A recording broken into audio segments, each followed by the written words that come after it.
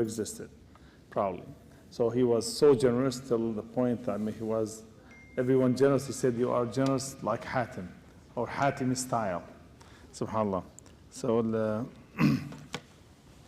and his father was the king of the tribe called Tay. And Tay, a huge tribe, and they have a huge territory. So he inherited the kingdom from his own father. And like I said, his father was like an example of the generosity and giving and so on. And subhanAllah, he was a king again, I said. He inherited that from his own father. And when Rasul sallallahu alaihi wasallam came with the da'wah,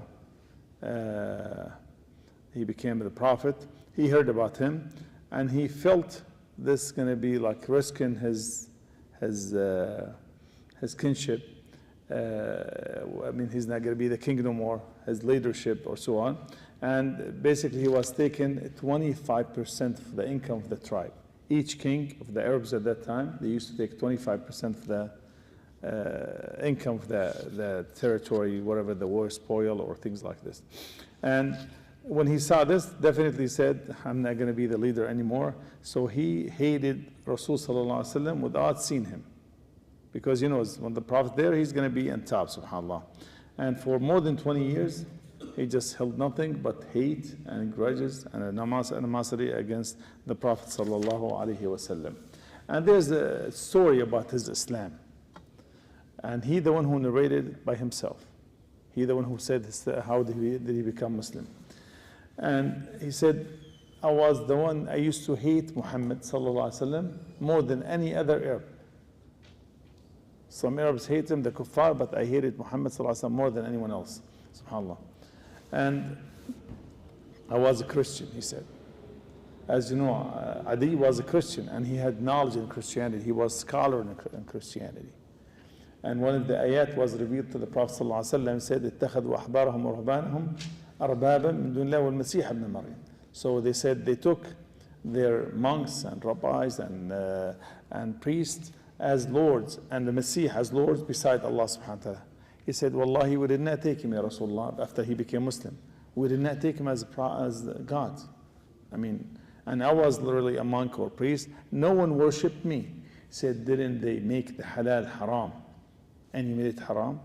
And they made the haram halal and you made it halal? You took their word. He said, yes. He said, this is what you taking him as Lord.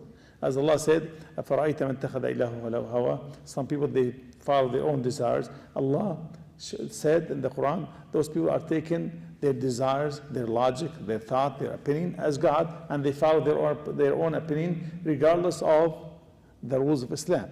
So here, Adi, he said he was a scholar in Christianity and he was a Christian. He said, I used to hate Rasul sallallahu alaihi wasallam so much because basically I'm going to lose my leadership. I'm not going to be the king anymore. And the 25%, the easy 25%, they're going to go.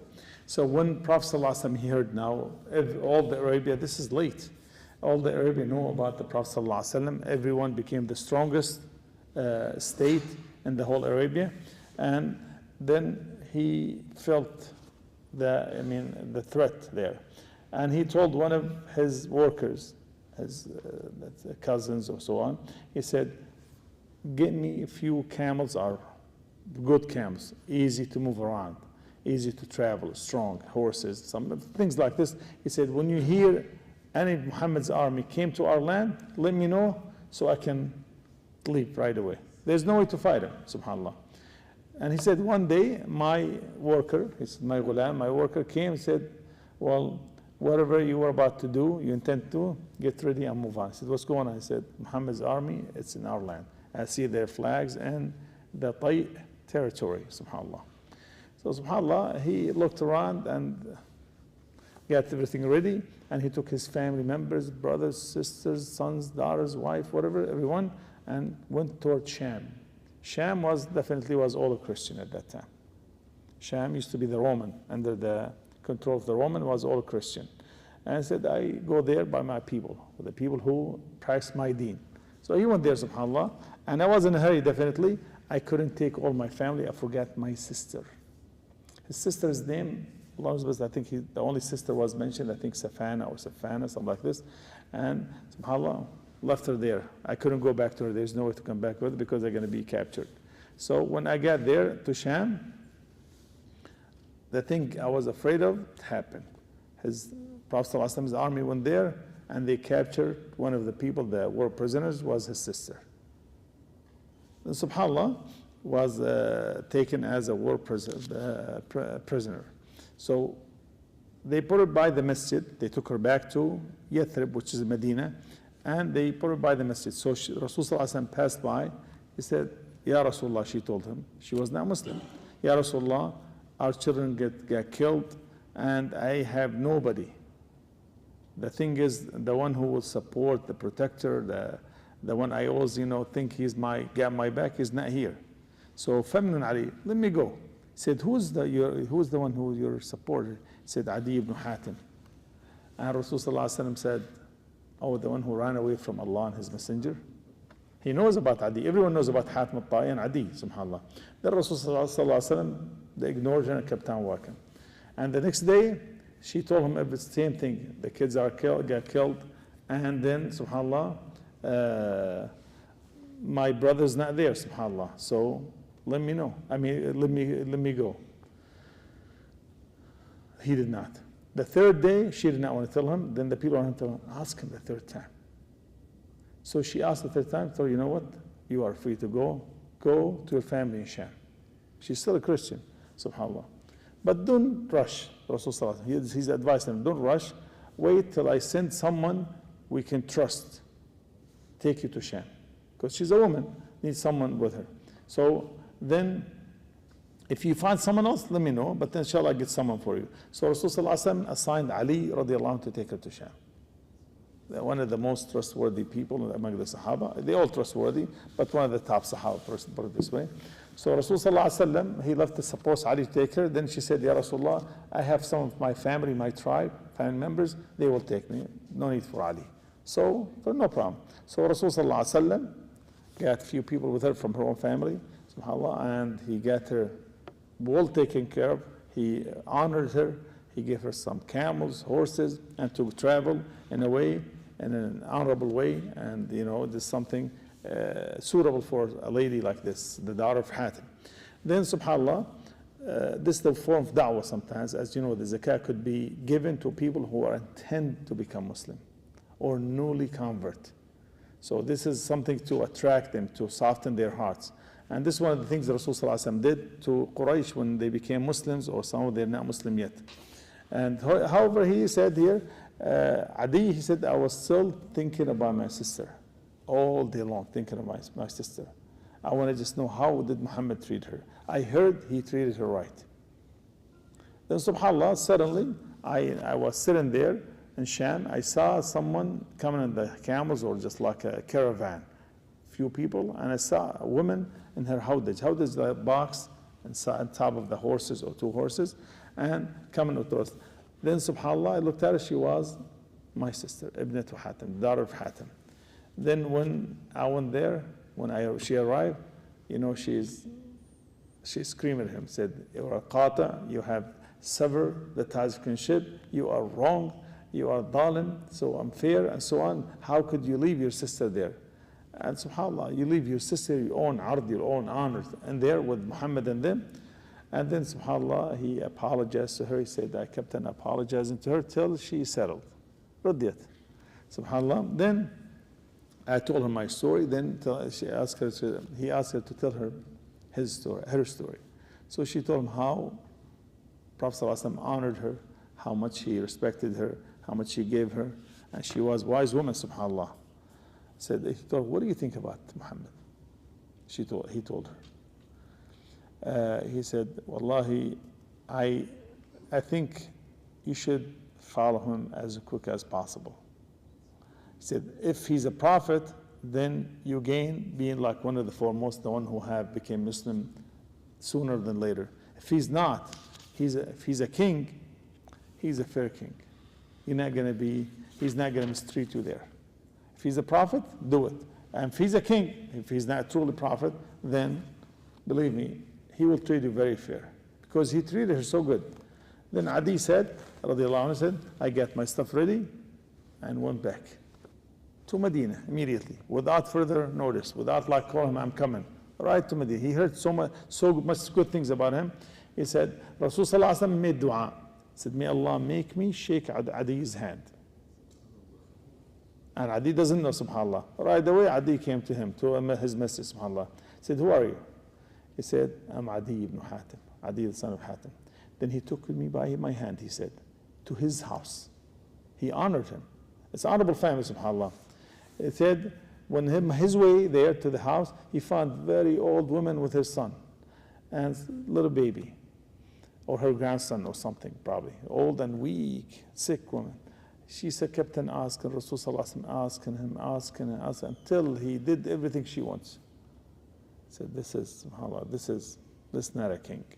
This is not a king attitude. The king got to sit there, stand there, listen to the old lady, weak, sick, all this time. This is not a king. SubhanAllah. No king didn't do that. I was a king, I didn't do this, subhanAllah. Then he kept on going to his house. He didn't reach his house. He said, he took for me like a kind of little small mattress or pillow or something. He said, sit on it. He said, no, Ya Rasulullah, you sit on it. He said, no, sit on it. So he said, I had no choice but to listen to the Prophet ﷺ. Al-Quran was the only thing to say. He gave me something to sit on, and he sat on the floor. So I said, this is another sign. He's not a king. King wouldn't do that. He would sit there, I sit down. SubhanAllah. There cannot be that humble, subhanAllah. I got so embarrassed, he said, that with his kindness, subhanAllah. And he said, Ya Adi. He looked at me after I sat there, subhanAllah. And he said, Ya Adi, weren't you before like Rakusiyan, which is the deen between Christianity and Sahabah. Sahabah, they said, they worship the stars or the suns or things like this. Allah knows best what they worship, but most likely this is what they are worshiping. And he said, didn't you used to take 25% from the income from your tribe? He said, yeah. And he told me, you are a Christian and you know this haram. According to your religion, not according to Islam. He thought about it, he said, wow, he knows things nobody knows about. Everybody ignorant about, but someone knows like this, has to be, this is not a king. There's someone like, this has something, subhanAllah. He said, what's make you Adi? What's stopping you from entering Islam? Why didn't you embrace Islam? Are you worried about because the Muslims are so poor right now? Wallahi, one day they're going to come. They're going to have so much money to the point they're not going to find one poor Muslim in the whole Muslim Ummah. They cannot find someone to give him zakah or charity. Don't worry about this. He said, Ali, Adi, what's stopping from embracing Islam? Because the Muslims are minority now. Their number is small. That's what it is. Wallahi, they're going to become so strong till the woman travel from Iraq all the way to Mecca, and she doesn't fear anything but Allah subhanahu wa ta'ala. That safety going to be like the Muslim are going to be safe to that much. He said, huh? From Iraq, from Hira, from Iraq, yeah. Or Qadisiyya, which is in Iraq, definitely. Qadisiyya city in Iraq. And the battle of Qadisiyya was led by Sa'd ibn Waqqas in Iraq. So Iraq to Mecca, and subhanAllah, then he said, till she visit the house, meaning the Mecca. So it's fear none but Allah subhanahu wa ta'ala. He said, what's stopping you, Adi, from embracing Islam? Are you worried about, subhanAllah, about we didn't have basically, you see the kings and those like the Kisra and what is his name? Heracles and the Heracles and those with their palaces and you're like fascinated about what they have. He said, Wallahi, the treasure of Kisra, which is Hermes, used to be his name, Ibn Hermes, the Muslim will have it in their hands. It's going to come in their hands. He said, Wallahi. He said, Wa aymullah. That's meaning oath. Wallahi, subhanAllah. They will have the treasures of Kisra, the king of the Persia, subhanAllah, which is the greatest country with the Roman at that time, subhanAllah. فَقُلْتُ, he said, I reply, the treasures of Kisra? And you are like this? And subhanAllah, this is the prophecy for Rasulullah, the truthfulness. He was digging in the Khandaq, the battle of the trench. The spark comes out. He said, Allahu Akbar. I said, Futihat Kisra. I said, the conquest of Kisra, I see it right here in front of me. And they were under siege, surrounded. They didn't have even food. Each one have a stone in his stomach out of hunger, and he have two of them, starving. And said, listen, Kisra, the greatest empire at that time was the Roman, subhanAllah. And he said, yes, na'am, indeed, the treasures of Kisra, the son of Hermes, subhanAllah. He said, Adi, radiallahu, said, of course, then I said, Ashhadu an la ilaha illallah, and you are the messenger of Allah. Then he said, so Adi, radiallahu, he lived so long. He said, till I saw two things. He said, Wallahi, I saw the woman goes from Iraq to the house of Allah, fear none but Allah subhanahu wa ta'ala. From Mecca, Iraq to Kaaba, fear none but Allah subhanahu wa ta'ala. And he said, I was one of the first people who have attacked Kisra and his palaces, and I took some of the treasures myself. He said, if I live, I wallahi, he said, look how much confidence and faith. Wallahi, if I live long, I'm going to see the money being like going around, distributed to the people, and they're not going to have someone to take it, because no Muslim will be in need for any money.